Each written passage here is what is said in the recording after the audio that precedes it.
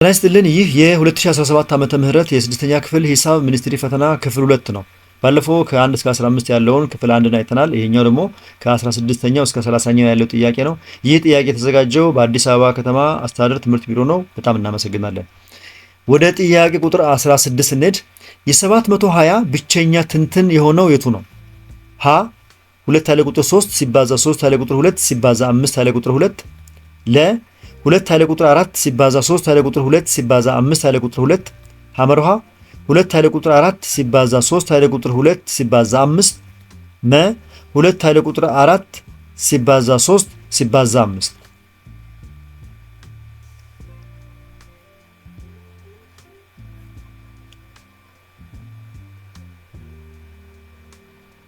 ረጋ ብላችሁ አስተውላችሁ ስሩት። በሚመቻችሁ መንገድ ስሩ።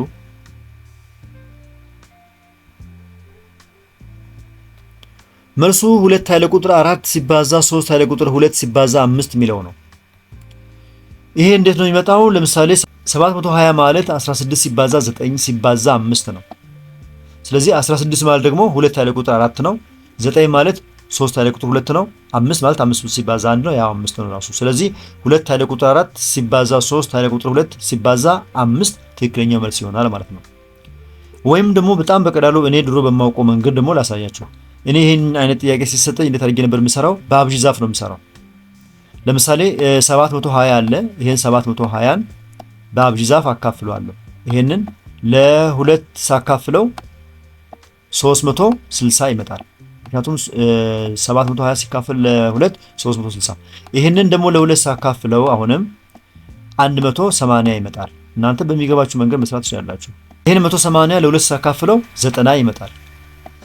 ይሄንን 90 ደግሞ አሁንም እንደገና ለሁለት ሳካፍለው በአብዥ ዛፉ መሰረት ይሄኛው 45 ይመጣል።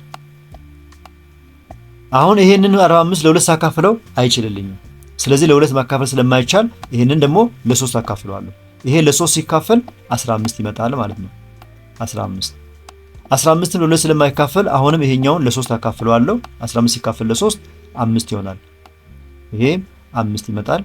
ስለዚህ 3 ጊዜ 5 15 ስለሚመጣ ይሄም በዚህ መልኩ አልጨረስኩት። ስለዚህ ይሄኛውን በዚህ አብዥ ዛፍ መሰረት ከሰራሁት አሁን እዚህ ላይ ስንት ሁለቶች አሉ? 1 2 3 4 ሁለቶች አሉ። ስለዚህ 2 ኃይለ ቁጥር 4 ማለት ነው ሲባዛ እዚህ ደግሞ ሶስቶች አሉ። እዚህ አንድ 3 አለ።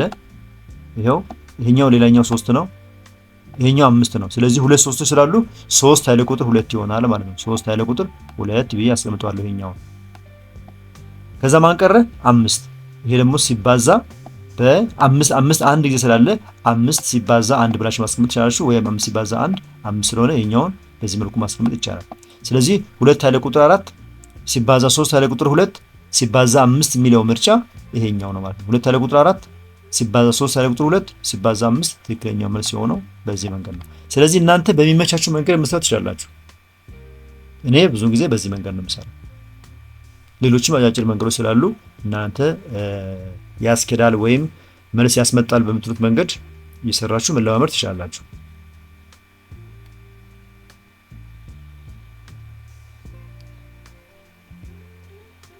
ጽሁፎቹ በደንብ እዚህ ላይ የተዘረከረኩ ማይታያችሁ ከሆነ እንግዲህ ይቅርታ። እነዚህ 2 2 2 2 ናቸው። እነዚህ 3 ይሄም 3 ይሄ 5 ነው። እንቀጥል። ወደ ጥያቄ ቁጥር 17 ስንሄድ የ45 እና ሌላ ሙሉ ቁጥር ትልቁ የጋራ አካፋይ ወይም ትጋአ 9 ነው። ትንሹ የጋራ ብዜት ወይም ትጋብ 90 ቢሆን ሁለተኛው ሙሉ ቁጥር ስንት ነው ወይም ስንት ይሆናል? ሀ 9 ለ 18 ሐመርሃ 36 መ 54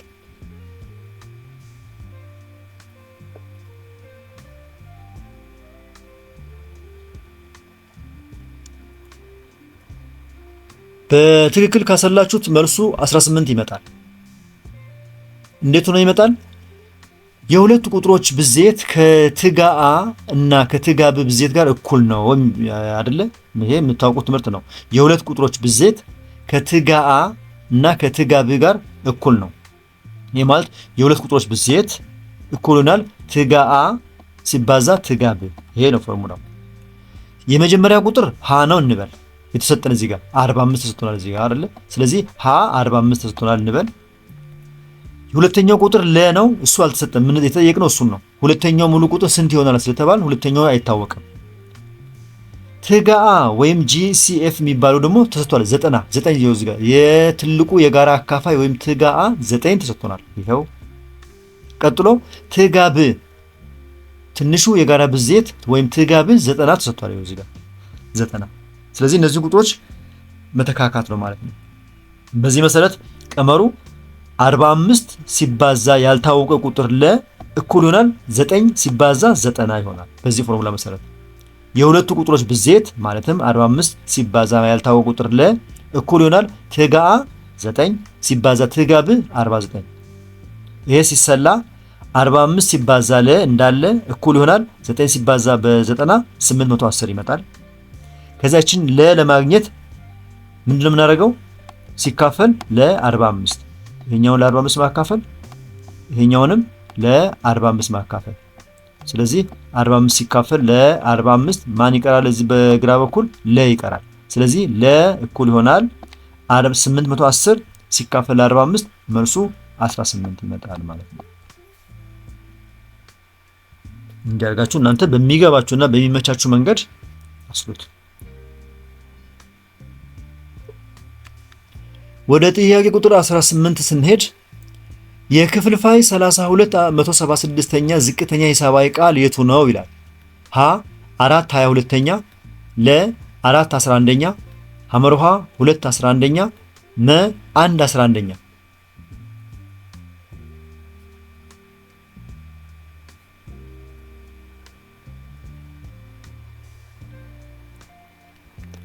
መልሱ 2 11ኛ ነው። ሁለቱንም ቁጥሮች ለጋራ አካፋያቸው ለ16 እናካፍላለን። የ32 እና የ176 የጋራ አካፋያቸው 16 ነው። ስለዚህ 32 ሲካፈል ይሄኛው 32ን ለ16 እናካፍላለን። ለ16 እሺ፣ ይሄን 176ንም ለ16 እናካፍላለን። ስለዚህ 32 ሲካፈል ለ16 2 ይመጣል። 176 ሲካፈል ለ16 ደግሞ ይኸው 11 ይመጣል። ስለዚህ መልሱ 2 11ኛ የሆነው ለዚህ ነው ማለት ነው። ሌላ ምንም ነገር የለውም። ስለዚህ ዝቅተኛው ቃል 2 11ኛ የሆነው በዚህ ምክንያት ስለሆነ መልሱ ሐመር ኋላ ያለው 2 11ኛ የሚለው ነው።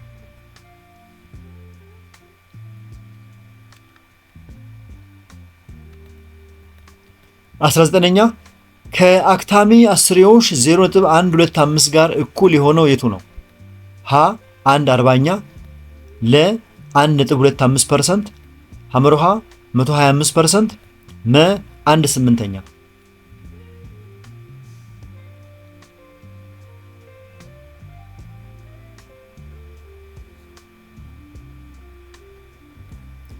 አንድ ስምንተኛ አላችሁ። ትክክል ነው እንደዛ ከመጣላችሁ። ምክንያቱም 0.125 ማለት ከነጥብ በኋላ 3 አሃዞች ስላሉ ለባለ 3 0 ቁጥር ነው የምናካፍለው። ስለዚህ 125 1 ሺኛ ይሆናል ማለት ነው። ስለዚህ 0.125 125 1 ሺኛ ይሆናል። ለምንድን ነው 1 ሺኛ የሆነው? ከነጥብ በኋላ 3 አሃዞች ስላሉ 3 ዜሮች ጨመርንበት። ይህንን ስናቃልለው ደግሞ እንዴት ነው የሚሆነው?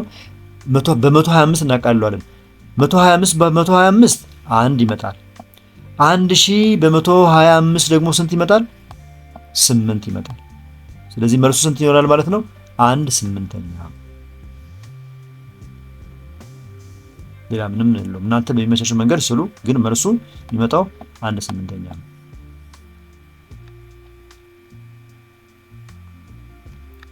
እንቀጥል። ጥያቄ ቁጥር 20 አንድ ነጋዴ ቴሌቪዥን በ12000 ብር ገዝቶ በብር 15000 ቢሸጥ የነጋዴው ትርፍ ስንት ነው ብቻ ሳይሆን በፐርሰንት ስንት ነው? ሀ 25%፣ ለ 20%፣ ሐመርሃ 75%፣ መ 11%።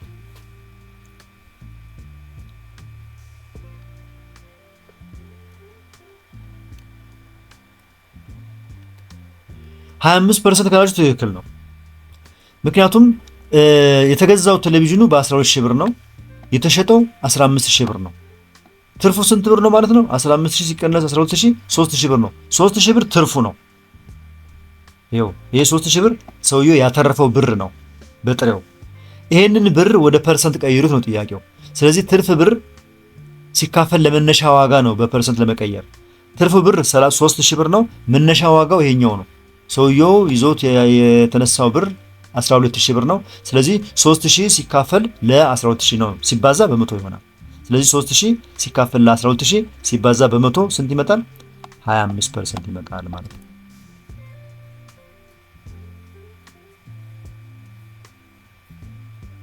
ይሄን በቀላሉ ማስላት ትችላላችሁ። 3000 12000ኛ ለምሳሌ 3000 12 ሺኛ ሲባዛ በ100% ያው ለእንትን ያክል ነው እንጂ ይሄን ለ100% ነው በ100% የምናባዛው። ስለዚህ እዚህ ላይ 3ቱ 0 እዚህ ላይ ባለው በ3 0 ይጠፋል። 3 12ኛ ሲባዛ በ100 ነው። 3 12ኛ ማለት ይሄ ደግሞ በ3 1 ይመጣል። ይሄ በ3 4 ይመጣል። ስለዚህ 1 4ኛ ነው። 1 4ኛ ማለት ምን ማለት ነው? 1 4ኛ ማለት ደግሞ ሲካፈል 0.25 ይመጣል አይደለ? 1 4ኛ ማለት ሩብ ነው። 0.25 ነው። 0.25 ሲባዛ በ100 በሚመቻቸው መንገድ መስራት ትችላላችሁ በ100%። ስለዚህ ይሄኛውን በ100% እንደዚህ አድርገን ከሰላ ነው ውጤቱ መጨረሻ ላይ 25% ይመጣል ማለት ነው። 25% የተባለው ለዛ ነው ማለት ነው። እናንተ በሚገባችሁ መንገድ ደግሞ ትሰሩታላችሁ። መልካም እንቀጥል። ሂሳብ ስለሆነ ተረጋግታችሁ ስሩ። ከደከማችሁ ዝጉትና ተመለሳችሁ ትሰራላችሁ። አለዛ እንዳይሰለቻችሁ። እየፈጠንኩ ምናምንም እየዘገየውም ከሆነ በሚመቻችሁ መንገድ ብቻ። ዋናው ሐሳቡን ለማስጨበጥ ነው እንጂ በደንብ የምትሰሩት እናንተ ናችሁ። ጥያቄ ቁጥር 21 የስሌት 3.25 ሲካፈል 25/8ኛ ውጤት የቱ ነው? ሀ 1.00 ለ 1.40 ሐመርሃ 1.04 መ 10.40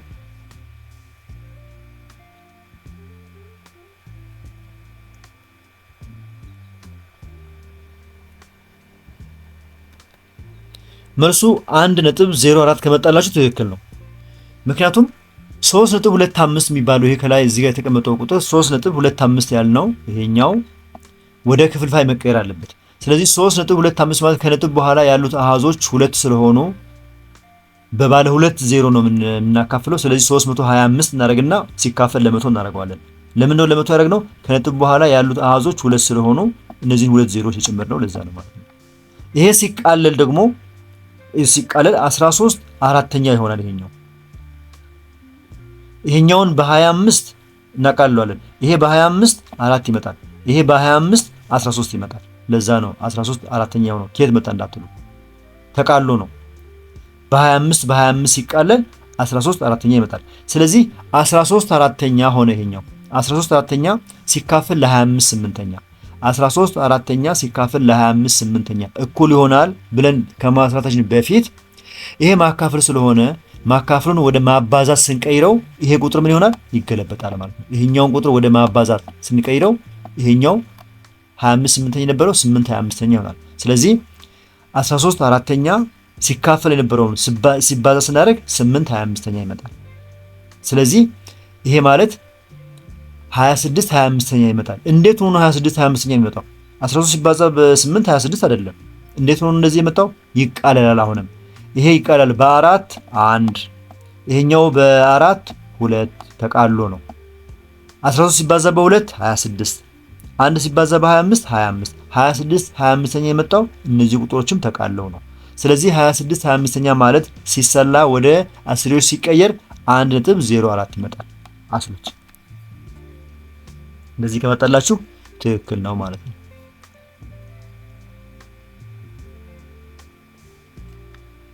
እንቀጥል። አይዟችሁ። ጥያቄ ቁጥር 22 ምንድነው የሚለው? የመቁጠሪያ ቁጥር 2010000 በ10 ርቢ ብዜት ሲገለጽ ምን ይሆናል? ሀ 201 ሲባዛ 10 ያለ ቁጥር 4 ለ 20.1 ሲባዛ 10 ኃይለ ቁጥር 5 ሐመርሃ 0.201 ሲባዛ 10 ኃይለ ቁጥር 7 መ 2.01 ሲባዛ 10 ኃይለ ቁጥር 6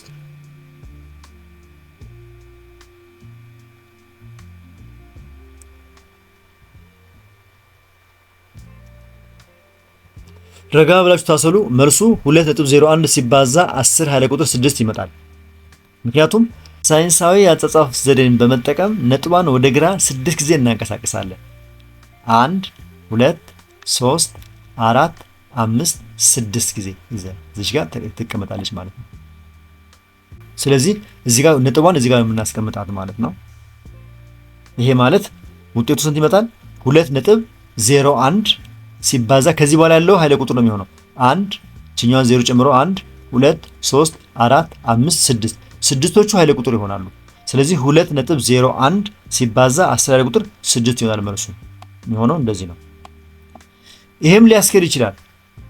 ይሄም ነገር ግን በሳይንሳዊ አጻጻፍ ዘዴ ምንድነው የሚለው በዚህ ከነጥብ በፊት ያለው ቁጥር ከ1 እስከ 9 ያለው ቁጥሮች ነው መሆን ያለበት።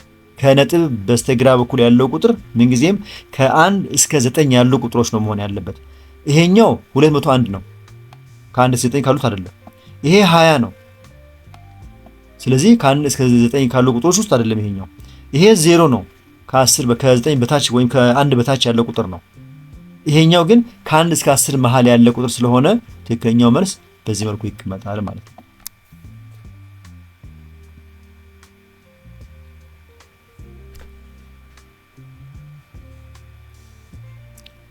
በጣም ጥሩ። ወደ ጥያቄ ቁጥር 23 ሄርን።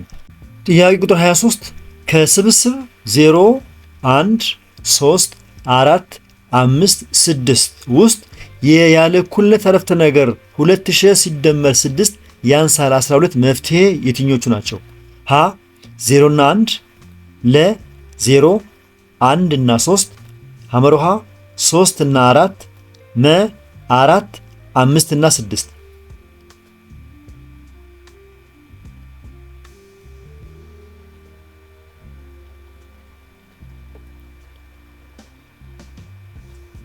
በአግባቡ ስታሰሉት መልሱ 0 እና 1 ይመጣል።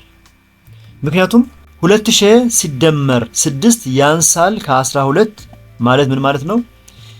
ይሄ 2000 ሲደመር 6 በግራ በኩል ያለውን 6 ወደዚህ ስናሻግረው ይቀንሳል፣ ከዚህኛው ላይ ይቀነሳል። ስለዚህ ይሄኛው እንዳለ ወደዚህ ይሻገርና ሲቀነስ 6 ይሆናል።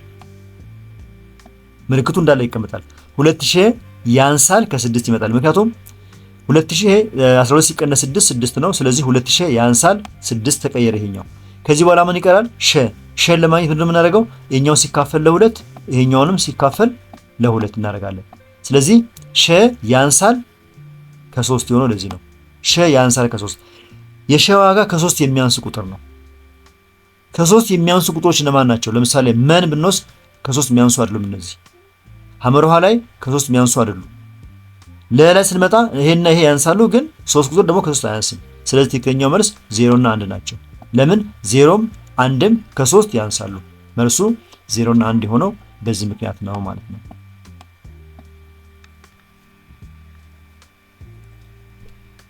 መልካም ወደ ጥያቄ ቁጥር 24 ስንሄድ በሙሉ ቁጥሮች ስብስብ ውስጥ ያለ እኩልነት አረፍተ ነገር ሸ ሲቀነስ 3 ያንሳል ወይም እኩል ይሆናል 1 መፍትሄ ስብስብ የቱ ነው?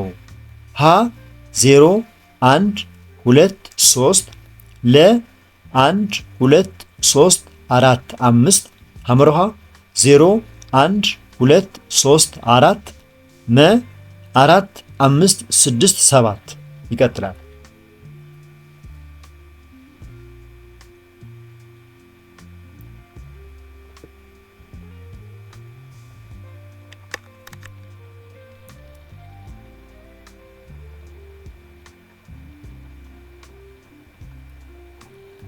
መልሱ ሐመርሃ ላይ የተቀመጠው 0 1 2 3 እና 4 ነው የሚመጣው። እንዴት ይመጣል? ሸ ሲቀነስ 3 ያንሳል ወይም እኩል ይሆናል ማለት ምን ማለት ነው? እችኛዋን 3 መቀነሷን ወደዚህ ነው የምናዞራት። ስለዚህ ላይ መቀነስ ነበረ። የሚሆነው ምንድነው? ሸ ሲቀነስ 3 ሲደመር 3 ያንሳል ወይም እኩል ይሆናል 1 ሲደመር 3 ይሆናል። ስለዚህ እቺኛዋ 3 ወደዚህ እንደምራታለን ማለት ነው። 3 ተደመረ። ስለዚህ ምን ይሆናል? ሸ ያንሳል ወይም እኩል ይሆናል 1 ሲደመር 3 4 መጣ። ይኸው ሸ ያንሳል ወይም እኩል ይሆናል 4። ስለዚህ የሸ ዋጋ ከ4 የሚያንስና ከ4 ጋር እኩል የሆነ ነው የሚሆነው። ስለዚህ እነዚህ ቁጥሮች አሉ 0 1 2 እና 3 ከ4 ያንሳሉ፣ 4 ደግሞ ከ4 ጋር እኩል ነው። ስለዚህ ሸ ያንሳል ወይም እኩል ይሆናል 4 የሚባለው ምርጫ ያለው ምርጫ ሐመር ውሃ ላይ ነው። ይሄኛው ነው መልሱ ትክክል ይሆናል። ይሄ ትክክለኛው መልስ ነው ማለት ነው። ለምንድነው ሌሎቹ ያልሆኑት? ለምሳሌ ሀ ያልሆነው ለምንድነው? 4ን ስላላካተተ። ለ ያልሆነው ለምንድነው? 5ን ስለጨመረ። መ ያልሆነው ለምንድነው? እንደዚሁ 5 6 7ን ከ4 በላይ የሆኑ ቁጥሮች ስለጨመረ አልሆነም መልስ። ስለዚህ ትክክለኛው መልስ 0 1 2 3 እና 4 ናቸው ማለት ነው።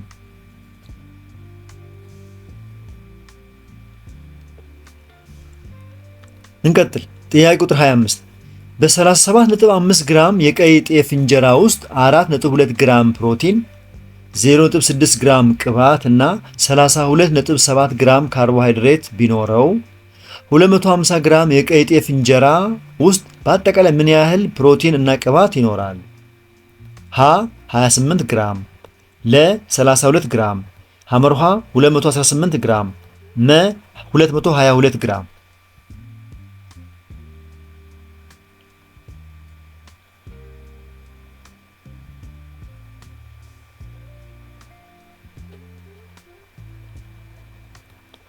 ሰላሳ 2 ግራም መጣላችሁ?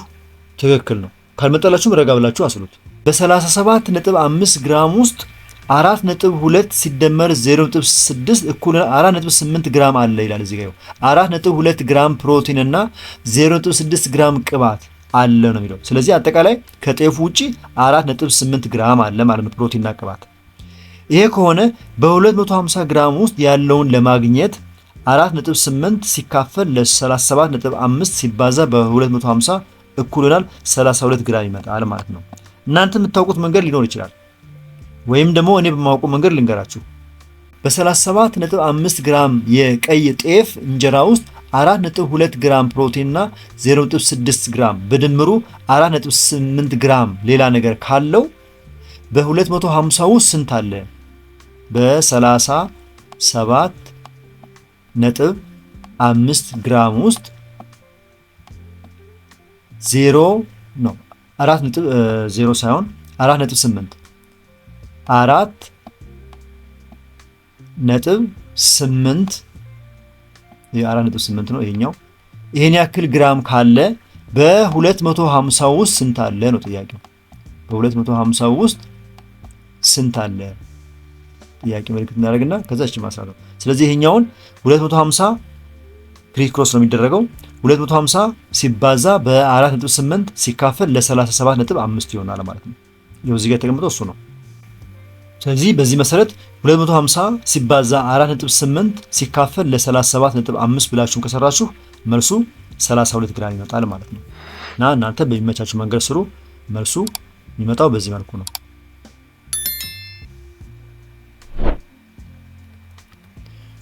ጥያቄ ቁጥር 26 በምስሉ መሰረት ከሚከተሉት ጥንድ አንግሎች ውስጥ ፍርቅ ውጫዊ የሆነው የትኞቹ ናቸው?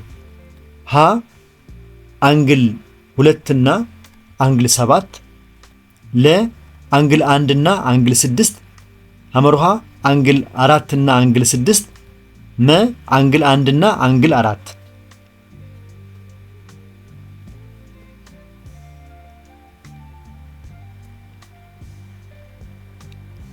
ፍርቅ ውጫዊ የሆኑት አንግሎች አንግል 2 እና አንግል 7 ነው ካላችሁ ትክክል ነው። አንግል 2 የሚባለው ይሄኛው ነው። አንግል 7 የሚባለው ደግሞ ይሄኛው ነው። እነዚህ ፍርቅ ውጫዊ ይባላሉ። ስለዚህ ፍርቅ ውጫዊ አንግሎች ወይም ኦልተርኔት ኤክስተርናል አንግልስ ተብሎ ይጠራሉ በእንግሊዝኛው ከትይዩ መስመሮቹ ውጭና ከቆራጭ መስመሩ በተቃራኒ በኩል የሚገኙ ጥንድ አንግሎች ናቸው። ስለዚህ እነዚህ ከትይዩ መስመሮች ውጭ ስለሚገኙ ፍርቅ ውጫዊ ይባላሉ ማለት ነው። እነዚህን የወሰን እንደሆነስ ይሄና 3 እና 5 ፍርቅ ውስጣዊ ናቸው። እነዚህ በውስጥ በኩል ሙሉ ውስጣዊ ናቸው። በውጭ ያለው ነው ውጫዊ ያልነው። ስለዚህ ለምሳሌ 2 እና 7 መልሳችን ነው። 1 እና 6ስ 1 ይሄው 6 ይሄው 6 ውስጣዊ ነው፣ ስለዚህ አይሰራም ማለት ነው። 4 እና 6 4 ይሄው 6 ይሄው እነዚህ ደግሞ 4 እና 6 አሁንም ውስጣዊ ናቸው፣ ውስጥ ነው የሚገኙት። በሁለቱ ትይዩ መስመሮች ውስጥ ስለሚገኙ ውስጣዊ ናቸው እንጂ እነዚህ ውጫዊ አይደሉም።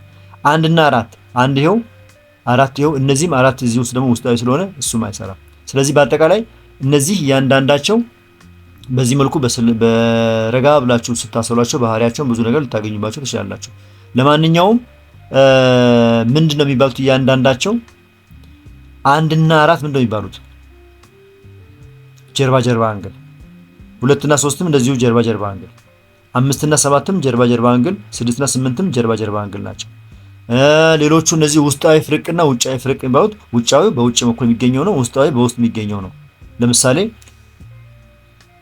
3 እና 5 ውስጣዊ ፍርቅ ናቸው። 4 እና 6 ውስጣዊ ፍርቅ ናቸው።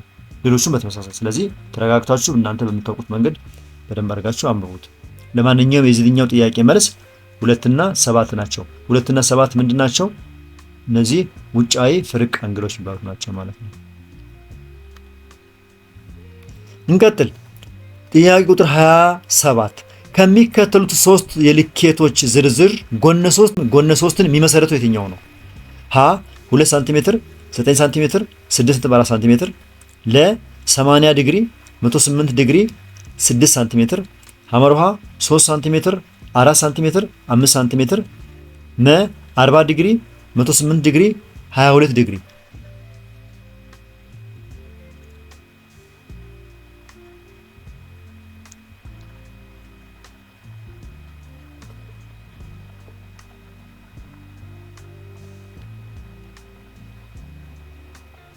ጎነ 3 የሚመሰረተው በምርጫ ሐመርሃ ላይ ባለው መሰረት በ3 ሳንቲሜትር በ4 ሳንቲሜትር እና በ5 ሳንቲሜትር ነው። ለምንድን ነው በ3 ሳንቲሜትር በ4 ሳንቲሜትር እና በ5 ሳንቲሜትር የሚሆነው? ይሄ ከሆነ መልሱ ምንድነው ምክንያቱ? ለጎነ 3 የሁለቱ ጎኖች ድምር ከሶስተኛው መብለጥ አለበት የሚባል ህግ አለ። ይሄ አንዱ ህግ ነው። የሁለቱ ድምር ከሶስተኛው መብለጥ አለበት። ማንኛውንም ወስደን ለምሳሌ እዚህ ጋር ይሁን እንውሰድ 2 ሲደመር 9 11 ነው። ከዚህኛው ይበልጣል፣ ያስኬዳል። 9 ሲደመር 6.4 15.4 ነው። ከዚህ ይበልጣል፣ ይሄም ያስኬዳል። ነገር ግን ይሄኛውን ሁለቱን የወሰድ እንደሆነስ 2 ሲደመር 6.4 8.4 ነው። ይሄ ደግሞ ከ9 አይበልጥም። በዚህ የተነሳ ይሄኛው መልስ አይሆንም ማለት ነው። ሌላው ሁለተኛው ህግ ደግሞ የሶስቱም አንግሎች ድምር 180 ነው መሆን ያለበት ይላል። ምርጫ ለማይሆንበት ምክንያት 80 ሲደመር 108 188 ነው። ይሄ ደግሞ ከ180 በላይ ነው። ስለዚህ በእነዚህ ሁለቱ ድምሮች የተነሳ ይሄኛውም ኤክስ ይሆናል ማለት ነው። ምን ያየን እንደሆነ 40 ዲግሪ ሲደመር 108 ዲግሪ ሲደመር 22 ዲግሪ ይላል። 40 እና 108 148 ነው። 148 እና 22 ይሄ ደግሞ ስንት ይመጣል? 170 ዲግሪ ይመጣል። 170 ዲግሪ። ስለዚህ 170 ዲግሪ ደግሞ የአንድ ጎነ 3 ድምር እንትን አይደለም የአንግሎቹ ልኬት አይደለም ወይም ድምር ውጤት አይደለም። ስለዚህ በዚህ የተነሳ ይሄኛው ምን ይሆናል? ኤክስ ይሆናል። 3 ሳንቲሜትር 4 ሳንቲሜትር እና 5 ሳንቲሜትር የሆኑበት ምክንያት ደግሞ ለምንድን ነው? ቅድም ባልነው መስፈርት መሰረት ከሶስት መሃል ሁለቱን የፈለግነውን ወስደን ስንደምር ከቀረው ከሶስተኛው መብለጥ አለበት ስለሚል ነው። ለምሳሌ 3 ሲደመር 4 ስንት ነው? 7 ከ5 ይበልጣል። 3ን ትተነው 4 እና 5ን ብንደምር ደግሞ 4 ሲደመር 5 9 ነው። 9 ከ3 ይበልጣል፣ ያስኬዳል። 4ን ደግሞ እንተውና 3 እና 5ን እንውሰድ። 3 ሲደመር 5 8 ነው። 8 ይበልጣል ከ4። ስለዚህ በእነዚህ መስፈርቶች መሰረት ትክክለኛው መልስ ሐመርሃ የሆነው ለዛ ነው ማለት ነው። ረጋ ብላችሁ አስቡ። የአንድ ጎነ 3 የአንግሎቹ ድምር 180 ነው። ከሶስቱ ጎኖች መካከል የትኛውም የሁለቱ ድምር ከቀረው ከሶስተኛው ድምር ከበለጠ ያ ትክክለኛ ነው ማለት ነው። በዛ መንገድ ሊመሰረት ይችላል ማለት ነው።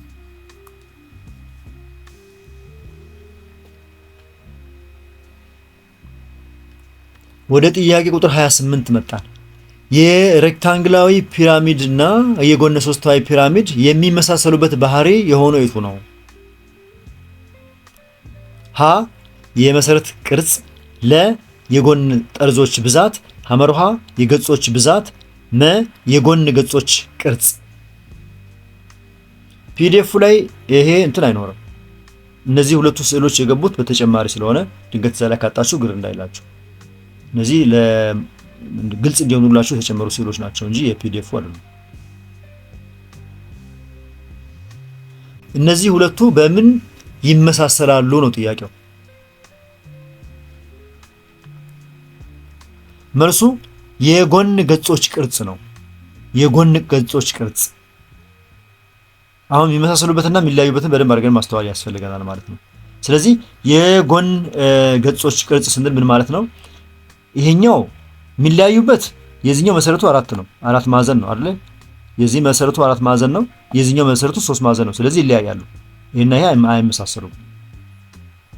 ሌላው ነገር እንዳለ ሆኖ አሁን ጥያቄው የሚመሳሰሉበትን ነው። የሚመሳሰሉበት የጎን ገጾች ቅርጽ ነው። የዚህኛው ጎን ገጽ 3 ማዕዘን ነው፣ የዚህኛውም 3 ማዕዘን ነው፣ የዚህኛውም 3 ማዕዘን ነው በዚህ በኩል፣ በዚህ በኩልም 3 ማዕዘን ነው፣ የዚህኛውም 3 ማዕዘን ነው። ስለዚህ የጎናቸው ገጾች ቅርጹ 3 ማዕዘን ስለሆነ በዚህ ይመሳሰላሉ። ምን ይላል እዚህ ላይ? ማንኛውም ፒራሚድ የጎን ገጾቹ ቅርጽ ሁልጊዜ ጎነ 3 በመሆኑ ይመሳሰላሉ ይላል።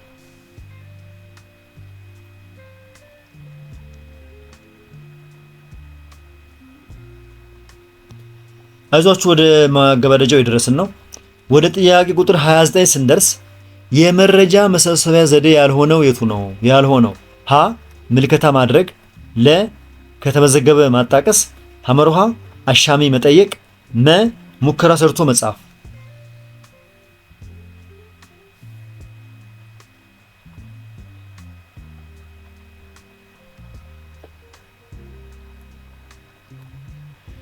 አሻሚ መጠየቅ ካላችሁ ትክክል ነው።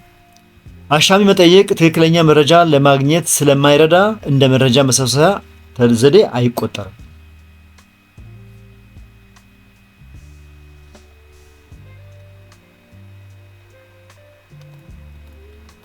ወደ 2017 ዓመተ ምህረት የስድስተኛ ክፍል የሂሳብ ጥያቄ የመጨረሻው ላይ ደረሰ። የመጨረሻው ምንድነው የሚለው? በአንድ ክፍል ውስጥ ያሉ ተማሪዎች እድሜ 8፣ 12 14 እና 16 ሲሆን የእነዚህ ተማሪዎች ብዛት በቅደም ተከተል 8፣ 3፣ 5 እና 4 ነው። ከሚከተሉት አረፍተ ነገሮች ውስጥ ሐሰት የሆነው የቱ ነው ይላል። ይህንን ጥያቄ ምርጫውን ከማቅረብ በፊት የተከበራችሁ የዚህ ቻናል ተከታታዮች እስካሁን በቀረቡ ጥያቄዎች መልስና ማብራሪያዎች ላይ አስተያየት፣ ጥቆማና ጥያቄ ካላችሁ አስተያየት መስጫውን አስቀምጡ። ከተመቻችሁ አሁኑ ላይክ አድርጉ። ሌሎቹ እንዲያገኙት ከፈለጋችሁ ደግሞ አሁኑ ሼር አድርጉላቸው። በዚህ ቻናል ላይ ብዙ የስድስተኛ ክፍል የሚኒስትሪና ሞዴል ጥያቄዎች ከነመልስና ማብራሪያዎች በብዛት ስለሚገኙ እነሱን በቀላሉ እንደማጣቀሻ ለመጠቀም ያመቻችሁ ዘንድ ቻናሉን አሁኑ ሳብስክራይብ አድርጉ። ሀ አማካይ 11 ነው ይላል። ለ ሚዲያኑ 8 ነው ይላል። ሐመርሃ ሞዱ 8 ነው ይላል። መ ሬንጁ 8 ነው ይላል።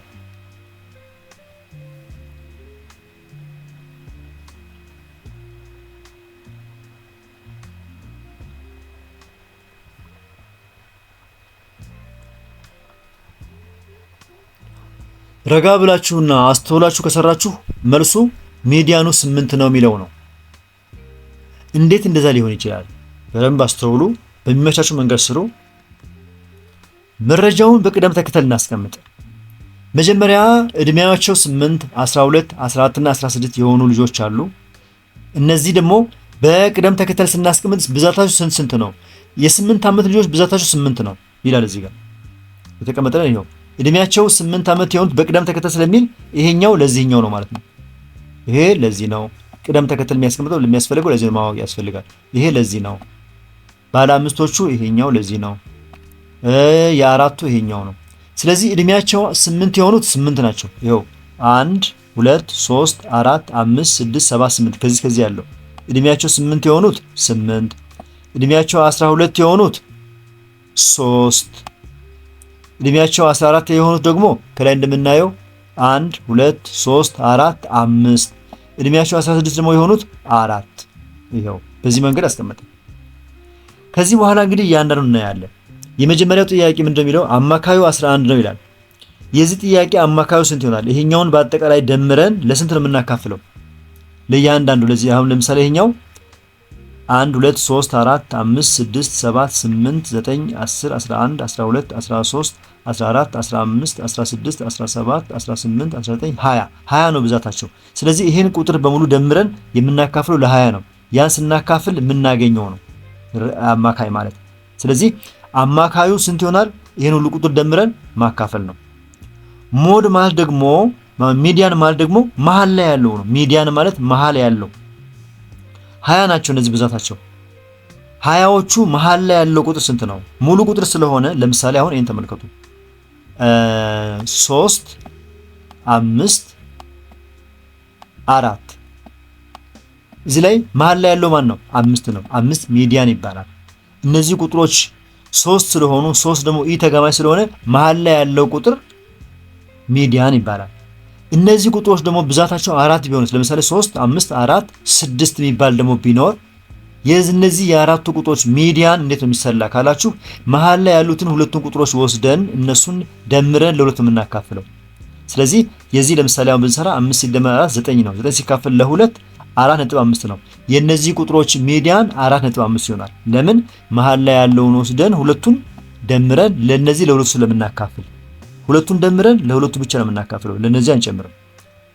5 ሲደመር 4 ሲካፈል ለ2 እናደርጋለን። በዚህ መልኩ ይሰራል። ይሄ ለምን እንደዛ የሆነው? ብዛቱ ሙሉ ቁጥር ስለሆነ ነው። 4 ስለሆነ 3 ቢሆን ችግር የለውም፣ 7 ቢሆን ችግር የለውም፣ 9 ቢሆን ችግር የለውም። መሃል ላይ ያለችውን አንዷን እንወስዳለን። በዚህ መሰረት አሁን ይሄኛውን ስናይ 20 ነው። ቁጥሮቹ ብዛታቸው ከዚህ ያሉት 20 ናቸው።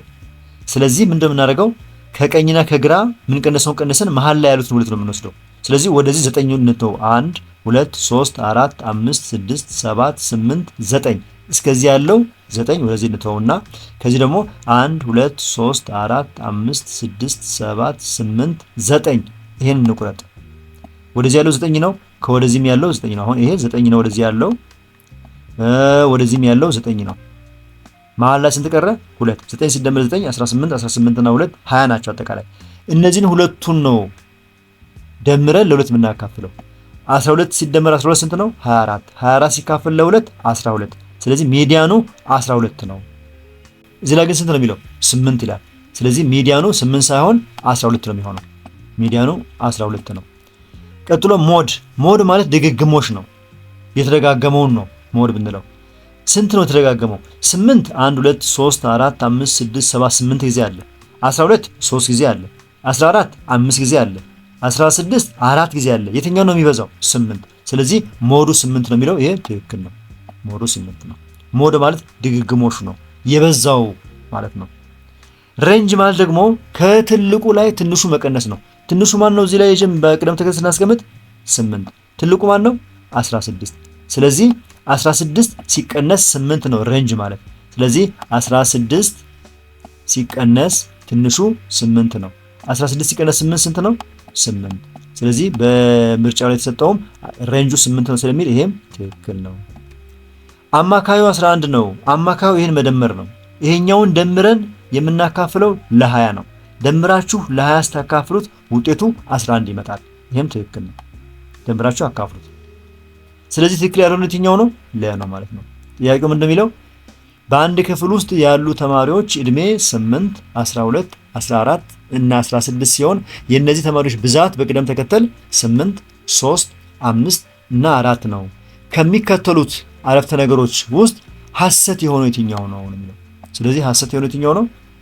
ለ ነው ማለት ነው። በጣም ጥሩ፣ በርቱ፣ ጠንክሩ። መልካም ዝግጅት፣ መልካም የፈተና ዝግጅት ወቅት ይሁንላችሁ። በሌላ ትምህርት እስከምንገናኝ ቻው። የዚህን ጥያቄ ፒዲኤፍ ከፈለጋችሁ ቴሌግራም ቻናል ገብታችሁ ሃሁ ቲዩብ የሚል አለ። እሱን ጆይን አድርጋችሁ እዛ ላይ ፒዲኤፉን ማግኘት ትችላላችሁ።